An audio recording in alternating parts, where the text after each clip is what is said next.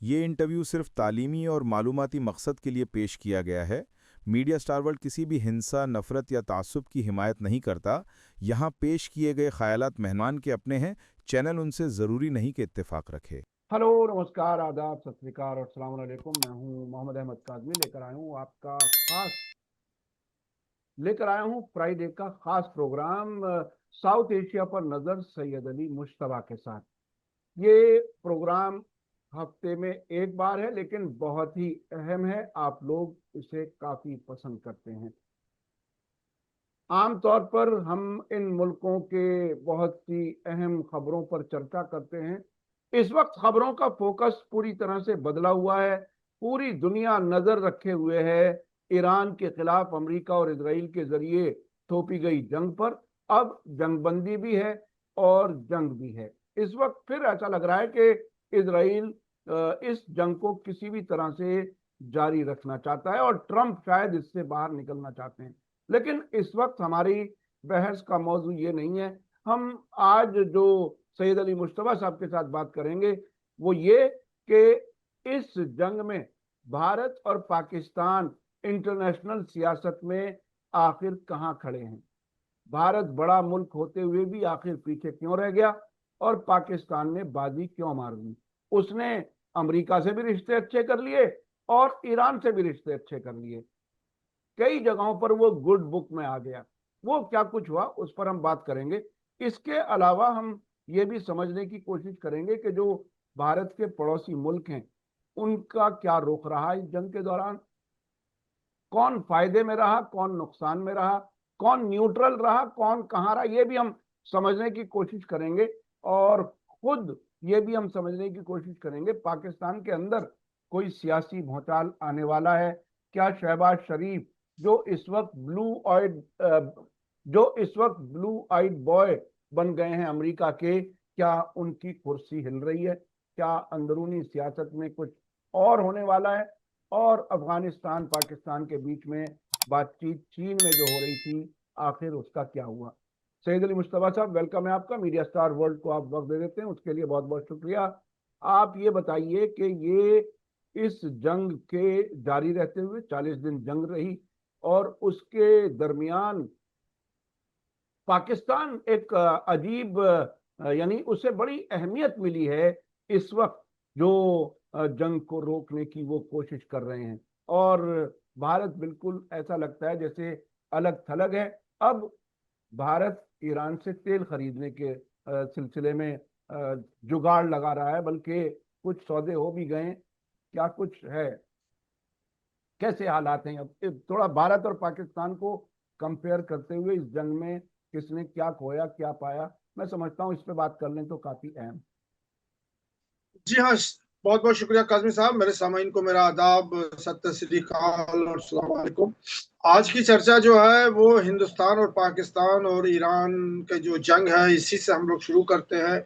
और पिछली बार जो है हम लोगों ने भारत से शुरू किया था, इस बार हम लोग पाकिस्तान से शुरू कर रहे हैं।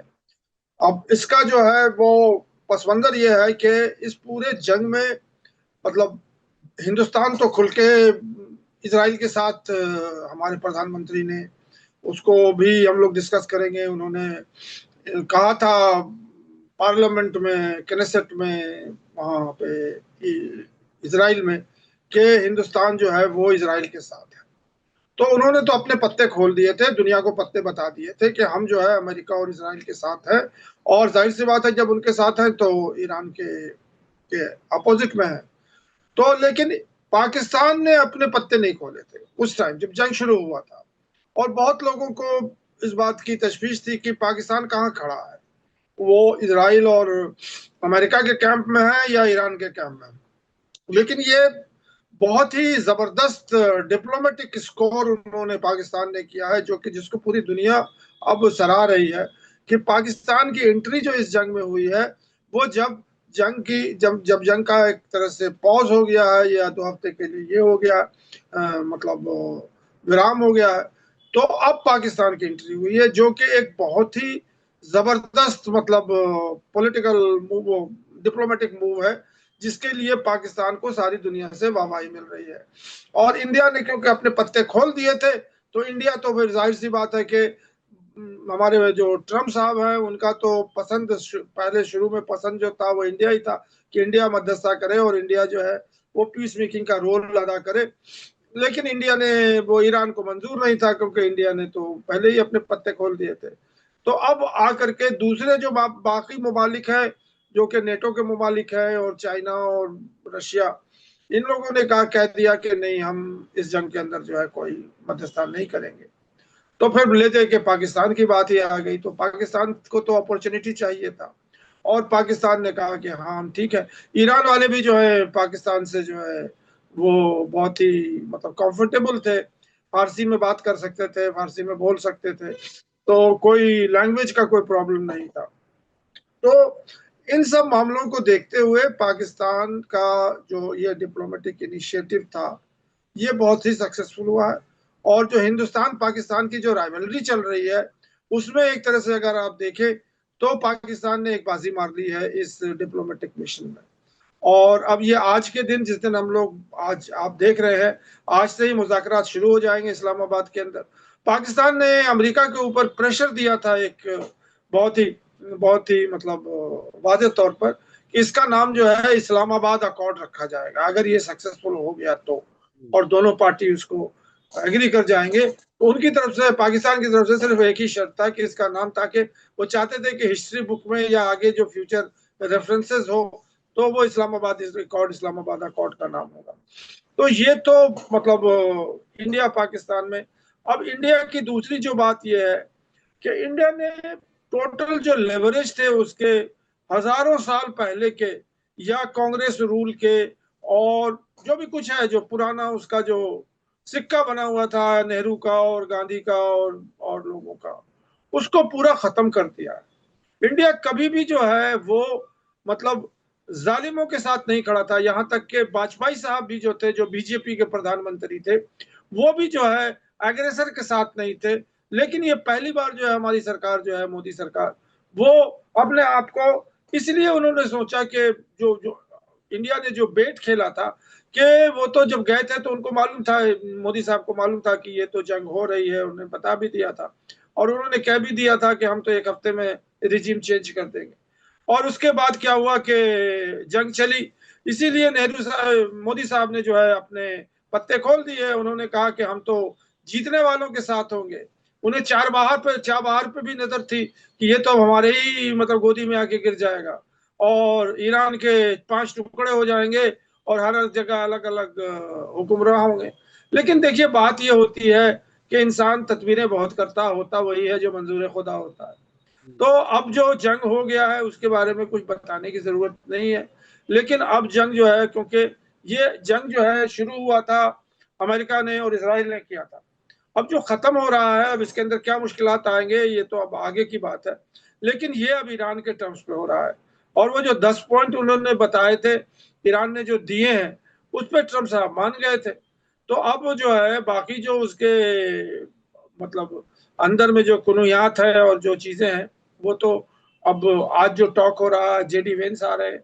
अब मैं एक चीज और भी सोच रहा था कि वो ईरान के मंत्री जो है या ईरान के जो रिप्रेजेंटेटिव है वो इस्लामाबाद आएंगे, टर्की के आएंगे और इजिप्ट के आएंगे।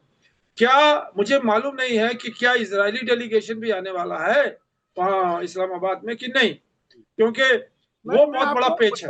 मुश्तबा साहब जरा मैं बीच में रुक करके बता दूं कि अभी अभी ताज़ा खबर ये आई है कि ये आज फ्राइडे में नहीं हो रही बल्कि कल सैटरडे में जेडी वेंस आएंगे इस्लामाबाद और कल मीटिंग होगी। और ये कि इसमें इजरायली डेलीगेशन नहीं आ रहा है, उसका कोई, इसराइल को पाकिस्तान ने आज तक रिकॉग्नाइज नहीं किया है और डिप्लोमेटिक ताल्लुकात भी नहीं है। अंदर अंदर तो सऊदी अरब के रास्ते से बहुत कुछ अंदर अंदर होने की कभी कभी खबरें आती हैं। कुछ साल पहले एक इजरायली जहाज इस्लामाबाद में उतरा था, कुछ घंटे रहा था, उसका उसका मुअम्मा आज तक नहीं बताया गया, डिटेल नहीं बताई गई। लेकिन आज की ये जो कल डेलीगेशन आने वाले हैं मुख्तलिफ मुल्कों के इस्लामाबाद में, उसमें इसराइल नहीं आ रहा है और ऐसा लगता है कि इसराइल ने वायलेशंस इतने किए हैं, शायद ईरान का भी अब उतना अच्छा मूड नहीं रहा। स्पीकर मोहम्मद बाकर कालिबाफ ने कहा है कि इसराइल के अमेरिका के साथ इस वक्त ऐसे हालात में, जबकि खिलाफ वर्जियां होने लगी, शुरू हो गई पहले ही दिन से, लेबनान में भी, ईरान में भी। तो बातचीत के कोई मानी नहीं है, नहीं मालूम कि ये बातचीत कितने नतीजे तक पहुंचेगी।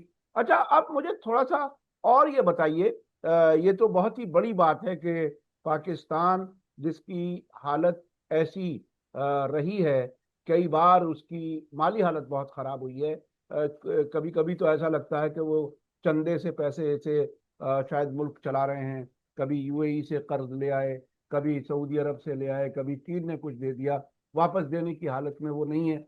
और इस वक्त वहाँ पेट्रोल की कीमत 300 रुपए, लोकल करेंसी 300 कुछ रुपए है पेट्रोल की कीमत। तो बहरहाल हालात बहुत ही कशीदा हैं, लेकिन इस बीच में जो ईरान पाकिस्तान ने गेन किया है, मुझे लगता है कि शायद हुकूमतें, कुछ हुकूमतें पाकिस्तान को फिर कुछ पैसा दे करके उसे थोड़ा सा मजबूत करने की कोशिश करेंगी। अच्छा, अब ये बताइए कि बाकी जो और मुल्क हैं हमारे भारत के पड़ोसी मुल्क, वो कौन कौन कहाँ कहाँ रहे। मैं बल्कि एक चीज और बताना चाह रहा हूं कि इस 40 दिन की जंग के दौरान भी भारत से इजराइल जाने वाले हथियार के शिप स्पेन ने रोके थे, और वो खबर भी बाकायदा आई थी। तो भारत तो पूरी तरह से मतलब ये गाजा जंग के दौरान तो फिलिस्तीनियों के खिलाफ जो इस्तेमाल हो रहे थे हथियार, उसमें भी भारत शरीक था, और ईरान के खिलाफ भी जो कुछ जंग रही 40 दिन, उसमें भी भारत शरीक था। ऐसे इशारे मीडिया की रिपोर्ट्स में आए। अच्छा, अब ये बताइए कि बाकी और मुल्कों का क्या हाल है, पड़ोस के मुल्कों का, इस जंग से मुताल्लिक।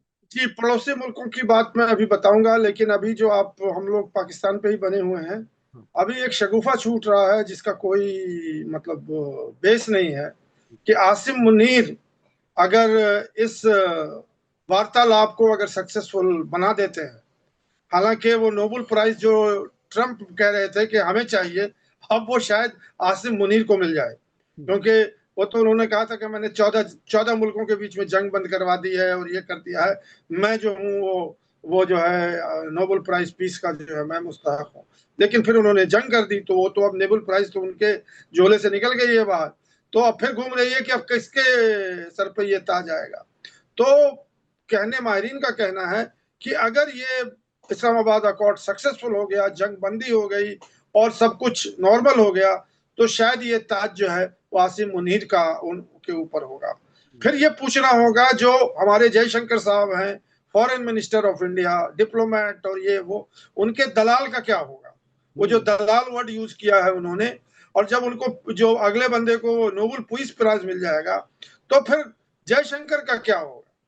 मैं इस बात को आपको मैं ज्यादा मतलब मैं बहुत बुरा भुना हुआ हूं कि कहाँ कृष्णा अय्यर जो इंडिया के फॉरेन मिनिस्टर थे नेहरू के टाइम में, उसके बाद कहाँ वाजपेयी, और कहाँ बीच में राजगोत्रा, और बड़े बड़े मतलब इंडिया के फॉरेन मिनिस्टर सलमान खुर्शीद और कौन कौन लोग हैं, ये सब जो हैं वो क्या इस तरह की जबान यूज करेंगे, करते इसमें।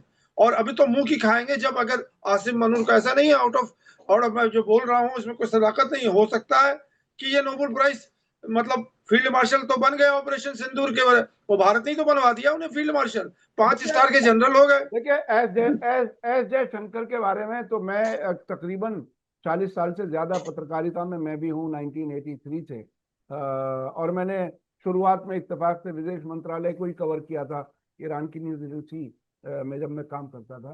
तो एस जयशंकर के बारे में सिर्फ मैं इतना कहूंगा, जब तक वो बीजेपी में नहीं थे, जब तक वो उन पर आरएसएस का शायद असर नहीं था, तब तक वो अच्छे खासे बहुत ही डेलिकेट और बहुत ही अच्छी महजब जबान इस्तेमाल करने वाले थे। उन्होंने कई फॉरेन इश्यूज को बहुत ही अच्छे से हैंडल किया। लेकिन अब तो ऐसा लगता है कि आरएसएस के जो नजदीक जाता है, जो उस एजेंडे पे काम करने लगता है, उसे हमेशा बस वो उसी किस्म की बातें नजर आती हैं, चाहे वो पाकिस्तान हो या कोई मुसलमान हो, उसके बारे में शायद ये ऐसे ही कमेंट आते हैं, ये आरएसएस का असर है। ये मेरी ऑब्जर्वेशन है, हो सकता है मैं गलत हूं जी। अब बात करते हैं बाकी पड़ोसी मुल्कों की, इस जंग से मुतालिक क्या कुछ रहा। देखिए, इस जंग के मुतालिक यह है कि बांग्लादेश और मालदीव ने तो खुल के ईरान का सपोर्ट किया है, बल्कि मालदीव से इतना डॉट के ऐसा नेशन है, छोटा नेशन है, उसने कहा है कि हमारे लिए जान हाजिर है मालदीव के हर सिटीजन की जो ईरान के साथ खड़ा हुआ है, और अगर जमीनी जंग होगी तो हम अपने फौज को भेजेंगे और ऑर्डिनरी सिविलियन भी जो जाना चाहें वो भी जा सकते हैं। तो मोइजू का तो यहाँ तक का स्टेटमेंट आ गया।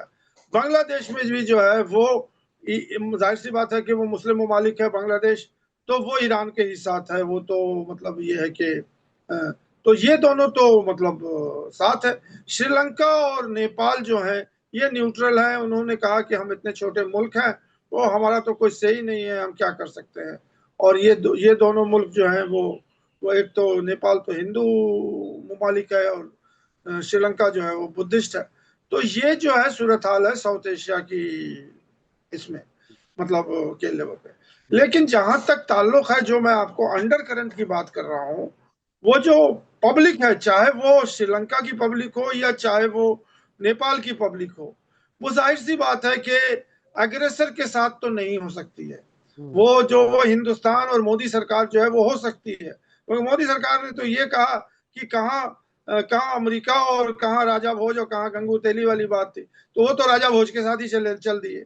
अब यहाँ यहाँ जो मसला हो गया है कि लो झुक गया आसमां भी, ये मैं आपके लिए टाइटल लेके आ रहा हूँ, लो झुक गया आसमां भी। ये जो है ये ईरान जंग को अगर एक लाइन में अगर मैं मतलब उसका क्या कहता हूँ खुलासा करूं या उसको सपोर्ट करूं, तो वो यही है कि लो झुक गया आसमां भी। कोई सोच सकता था कि अमेरिका झुक जाएगा, कोई सोच सकता था कि वो 10 पॉइंट प्रोग्राम के ऊपर ईरान ने मान लेगा, तो सब चीजें हो चुकी हैं। लेकिन अब साउथ एशिया उसके ऊपर थोड़ा और चर्चा कर लें, ईरान पे आएंगे क्योंकि हमारा एजेंडा साउथ एशिया का है। तो अब हम लोग पाकिस्तान की तरफ चले या मेरे ख्याल से पाकिस्तान और अफगानिस्तान के बीच में जो चाइना में बातचीत हो रही थी उसकी तफसील जरूर हमारे दर्शक इंतजार कर रहे होंगे कि आखिर उसमें क्या था।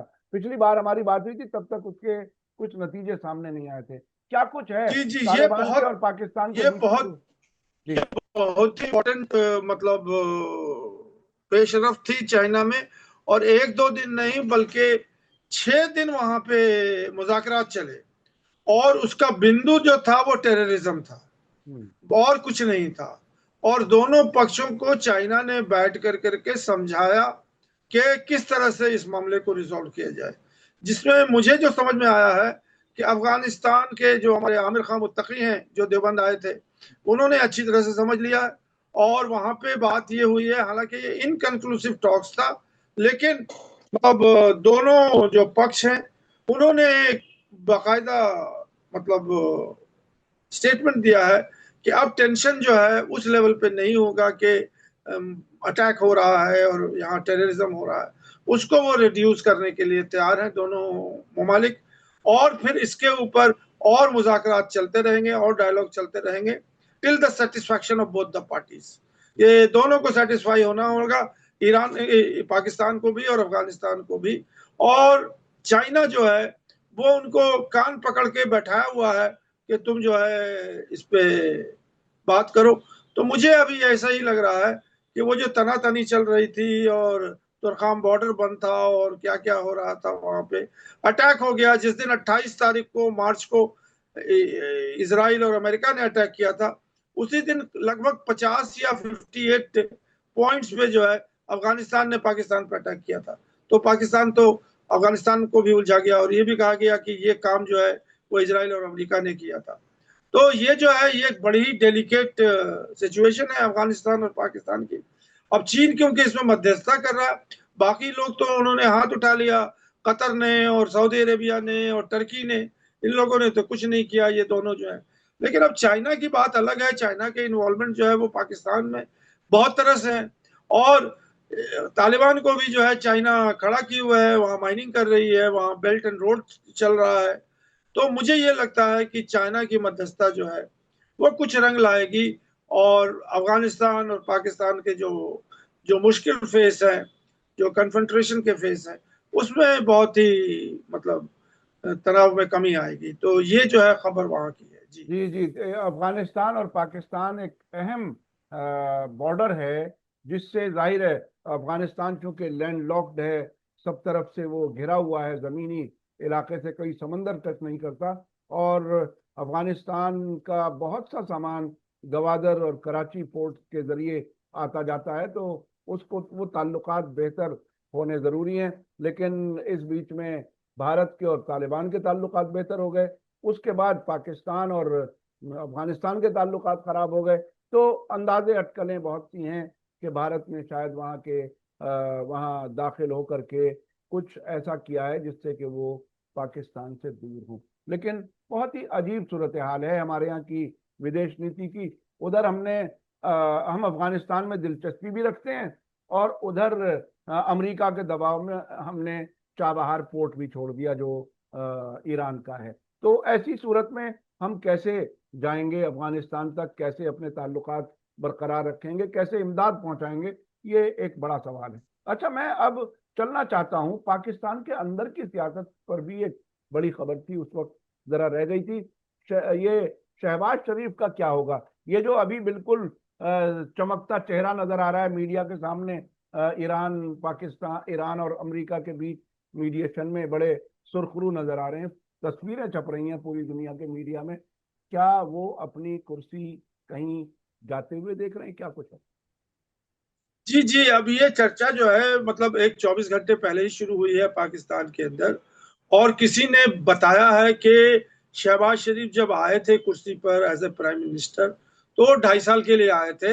ये पावर शेयरिंग का मामला है, जैसे यहाँ के कोलिशन गवर्नमेंट होती है, तो क्योंकि वो पीपी जो पाकिस्तान पीपुल्स पार्टी है जिसके सरबराह जो है वो आसिफ जरदारी और उनके बेटे बिलावल भुट्टो हैं, तो उस टाइम उन्होंने सपोर्ट दे दिया था नवाज शरीफ मुस्लिम लीग नून को, मतलब मुस्लिम लीग नून नवाज शरीफ। तो उस वजह से जो है शहबाज शरीफ फर्स्ट टर्म के लिए वो प्राइम मिनिस्टर आ गए। अब वो जो 2.5 साल की मुद्दत है वो आजकल में खत्म होने वाली है, महीने भर की। अब ये पीपी जो है, वो जो पीपीपी पाकिस्तान पीपुल्स पार्टी जो है, वो प्रेशर दे रहे हैं कि भाई आप तो कुर्सी खाली करो, और वो कुर्सी पर आप बैठेंगे आसिफ जरदारी और बिलावल भुट्टो, इसीलिए उनको फॉरेन मिनिस्टर का है वो, तो उन्होंने कहा कि नहीं, मुझे तो प्राइम मिनिस्टर से नीचे चाहिए नहीं। तो उस टाइम ये कंप्रोमाइज फार्मूला हुआ था कि आसिफ अली जरदारी वो प्रेसिडेंट बन जाएंगे और शहबाज शरीफ जो है वो प्राइम मिनिस्टर बन जाएंगे, तो दोनों की रिप्रेजेंटेशन जो है वो रहेगी गवर्नमेंट में। अभी तक तो हम यही देखते आ रहे हैं, लेकिन अब पीपीपी जो है वो ये टाइम हो गया, अब जो है शहबाज शरीफ की जगह पे बिलावल भुट्टो आ जाएंगे वहां पे, और आसिफ अली जरदारी के जगह पे जो है वो नवाज शरीफ नून जो लीग है वो अब किसको लेके नॉमिनेट करती है। हो सकता है कि नवाज शरीफ प्रेसिडेंट बन जाए, मतलब मैं नहीं जानता हूं, लेकिन वो कुर्सी जो है अब वो कायदे के मुताबिक या मुआहदे के मुताबिक वो अब नवाज शरीफ की पार्टी को जाएगा। तो ये बड़ी अहम खबर है। अब इसी जो है मतलब अब जो है इसमें हिकमत और ये सब जो चीजें चलती हैं, मतलब वो अब चलेंगी हफ्ते 2 हफ्ते इसमें, अब ये कहाँ जाकर के थमेंगी। लेकिन मैं तो तैयार हूं कि अब बिलावल भुट्टो जो है वो, मतलब हो सकता है कि ये जंग बंदी और ये सब में कुछ और टाइम मतलब निकल जाए, लेकिन ये तो होना ही है मतलब वहां पे कि अब हम लोग शहबाज शरीफ की जगह पे बिलावल भुट्टो का मीडिया वाले जो है नाम लेंगे प्रधानमंत्री पाकिस्तान। ये खबर है जी।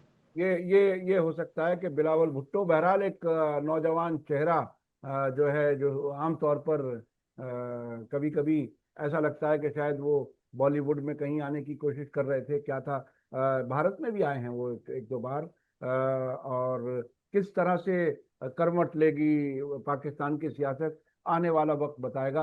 अच्छा, और कुछ खास अपडेट, एक अगर आप समराइज कर दें इस पूरे इस इलाके को, साउथ एशिया जिस पर आप मुसलसल नजर रखे हुए हैं, इस जंग के साथ किस तरह से अब आने वाले वक्त की सियासत, इन मुल्कों की हुकूमतें और जो इंटरनेशनल सिनेरियो है, इनका अब आगे आने वाले वक्त में क्या रोल रहेगा? क्या क्या भारत इसी तरह से साइडलाइन होता रहेगा, या इस बार तो ब्रिक्स के चेयरपर्सन भी हमारे मोदी जी हैं? क्या कुछ होगा इंटरनेशनल सियासत में? भारत की अब पहुंच कहां तक रहेगी? जी, ये तीन खबरें बड़ी छोटी छोटी हैं जिसको मैं बहुत जल्दी समझ देता हूँ। एक खबर तो है कि श्रीलंका के कहने पे प्रोग्राम में हमने कहा था कि ईंधन और ऊर्जा और पेट्रोल और गैस। तो उसके लिए मोदी सरकार ने नई दिल्ली से 38,000 लीटर तेल जो है वो श्रीलंका को दे दिया है। जो पेट्रोल की किल्लत वहां श्रीलंका में हो रही थी, तो ये खबर है कि भारत ने श्रीलंका को 38,000, वो चाइना ने नहीं दिया बल्कि इंडिया ने ही दिया है। दूसरी खबर जो है वो बहुत ही मजेदार है, जो हमारे सामाइन को पसंद आई और वो नेपाल का मूड भी समझने में पसंद आएगी। कि जैसे हमारे यहाँ से जो है लोग जाते हैं फ्रीली चाय पीने के लिए नेपाल, और कोल्ड ड्रिंक पीने नेपाल, और कुछ और पीने के लिए नेपाल।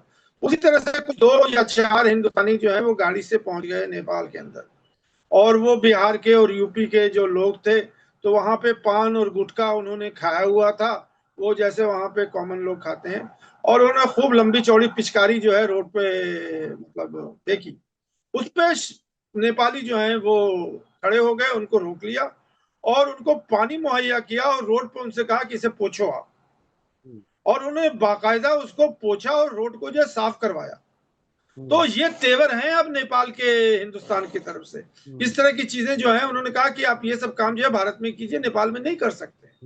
और जो बेलन शाह अभी जो आए हैं, ये मेयर थे काठमांडू के, और उस टाइम ये कम्युनिस्ट जहनीत के आदमी हैं, और इन्होंने बड़े भड़काऊ भाषण भारत के अगेंस्ट में दिए थे। और अभी जो बात हो रही है बेलन शाह की, तो बेलन शाह ने के 2 रूप हैं। एक तो वो ये है कि भारत से जो स्टाइल है कि हमारा तो रोटी बेटी का साथ है आपका, और आप ही हमारे माई बाप हैं, और सारी चीजें जो है हम आपके बिना तो कहीं रह ही नहीं सकते हैं। अंदर अंदर एक बात और चल रही है काठमांडू के कॉरिडोर में कि अब शायद बेलन शाह कुछ कड़े हों और वो ये कहें कि भारतीय नागरिक को पासपोर्ट लेके आना पड़ेगा नेपाल के अंदर। अब वो पुराना जमाना खत्म हो गया कि आप वॉक थ्रू कर सकते हैं, आप अपना जो भी कुछ कर सकते हैं, कहीं कोई सरहद नहीं है, कुछ नहीं है। तो ये जो चीजें हैं ये चल रही हैं, लेकिन अभी इसकी ऑफिशियल कोई पुष्टि नहीं हुई है। लेकिन जाहिर सी बात है कि हम और पत्रकार हैं, तो हमें तो मतलब सूंघ लेते हैं कि आगे क्या होगा। वो ऑफिशियली जब होगा तो होगा के लिए मैं हम लोग सिर्फ मैं एक दो एक मिनट में आप जरा समराइज कर दीजिए ओवरऑल इम्पैक्ट इस साउथ एशिया पर जो इस जंग का असर रहा है। इस पर थोड़ा सा आप 2 मिनट में अपनी बात अगर रख दें तो वो कनेक्ट करेगा चीजों को समझने में। देखिए, अभी मैं कलकत्ते में एक टॉक देने वाला हूं अगले मंडे को, और फिर मेरा सफर शुरू होगा। उसका उन्वान उन्होंने लिखा है भारत के मुसलमान और दुनिया के मुसलमान और ईरान जंग। तो मैं उसके ऊपर आना चाह रहा हूं। तो उसके ये है कि अगर ये 40 दिन के जंग अगर आप देखेंगे, अभी जो जिसको आप कहें कि खत्म हो गया या कंक्लूड हो गया या पॉज हो गया, तो इंडिया में कोई कॉम्युनल टेंशन नहीं हुआ है। रामनवमी आई चली गई, और जो जो हमारे मतलब अनभक्त लोग हैं, और जो लिंचिंग, मॉब लिंचिंग, और जहां मुसलमान को पकड़ लिया वहीं कत्लेआम कर दिया, ये बहुत बड़ा इम्पैक्ट हुआ इस वॉर का, जो मैंने मतलब ऑब्जर्व किया है, और बहुत से लोग जो है उसने ऑब्जर्व किया। तो ये जो है मतलब एक जो लोग हैं हिंदुस्तान में, वो उनके उनके ऊपर जो है जो जो जो कहने कि जो जोरावर मुसलमान जहां पे हैं उनको मारिए आप, चाहे कोई भी है। उनके अंदर जो है दिल में एक ये पहुंच गया है कि देखिए, अगर हम इस तरह की कुछ करते हैं मतलब बेबुनियाद और बेतरह की, तो कहीं ऐसा ना हो कि ऐसा हो सकता है। अब ये मैं इस यहाँ तक लेके छोड़ देता हूँ। तो ये तो इम्पैक्ट हुआ है। मैं जो लोग मुसलमानों के ऊपर ज्यादती करते थे, बुलडोजर राज चला देते थे, कहीं मॉब लिंचिंग कर लेते थे, किसी को पकड़ के लेके बंद कर दिया, लब जिहाद कर दिया, ये सब चीजें जो है ये लोग सत्ते में आ गए। बिल्कुल और बिल्कुल। बहुत ज्यादा इस मेरा भी इसमें हल्का सा तज्जिया ये है कि एक एक एक वक्त था, मैं अक्सर कुछ ईरानियों से इस बात को कहता था कि आप वहां उससे निपट लीजिए बड़े शैतान से, दुनिया भर में जो छोटे शैतान हैं दूसरे, वो खुद अपने आप में कमजोर पड़ जाएंगे। और यहाँ भी जो मुश्किलात हैं, जो जायनिज्म और आरएसएस का रिश्ता, इस रिश्ते की वजह से जो वहां से पढ़ कर के आते हैं, मुझे याद है अडवाणी जी जब डिप्टी प्राइम मिनिस्टर थे और इजराइल के दौरे पर गए थे, तो उन्होंने बयान दिया था बाकायदा टेलीविजन पर कि हम वहां ये समझने जा रहे हैं कि वो टेररिज्म के खिलाफ कैसे लड़ रहे हैं। टेररिज्म का मतलब इन्वर्टेड कॉमा में मुसलमान ही समझाया गया था कि हम ये समझने जा रहे हैं कि वहां मुसलमानों पर क्या कुछ वो करते हैं, हम भी ऐसा कुछ करेंगे। लेकिन आने वाले वक्त में इस ईरान की जीत का पूरी दुनिया पर क्या क्या असर होगा हम देखेंगे। भारत में भी इसका असर जरूर होने की उम्मीद है। बहुत बहुत शुक्रिया जी। आप आखिर में कुछ कहना चाहते हो तो हमारे पास वक्त कम रह गया बस एक लाइन में मैं इसको पूरा समअप कर देता हूं हाँ कि कुछ बात है कि ऐसी मिटती नहीं है हस्ती हमारी, इसी तरह का शेर है इकबाल का। जी जी सदियों रहा है दुश्मन दौरे जमा हमारा। जी जी जी जी तो इस्लाम का जो दुश्मन है वो तो सदियों से रहा है। बिल्कुल कुछ बिल्कुल बात है कि ऐसी हस्ती नहीं मिला, मिटती नहीं है हस्ती हमारी, सदियों रहा है दुश्मन दौरे जमा हमारा।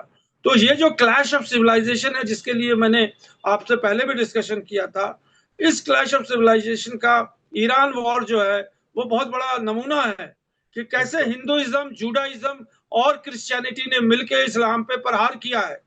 और उसके बाद वही मैं फिर भी दोहरा रहा हूं कि झुक गया आसमां भी। तो वही चीज का यही है। तो यही मेरा समअप है आज के लिए। बिल्कुल फिर बिल्कुल। इंशाल्लाह बात अब होगी।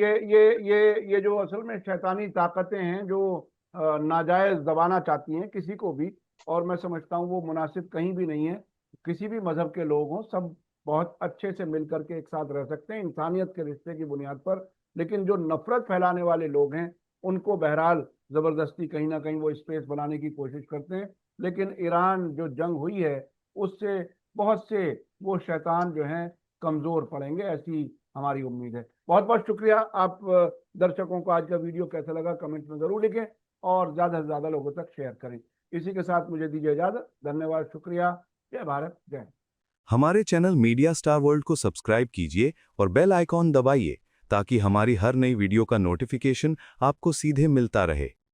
अगर आपको हमारी खबरें पसंद आती हैं तो उन्हें अपने व्हाट्सएप, इंस्टाग्राम, फेसबुक और ट्विटर अकाउंट्स पर शेयर करना ना भूलिए ताकि और लोग भी हकीकत से वाकिफ हो सकें।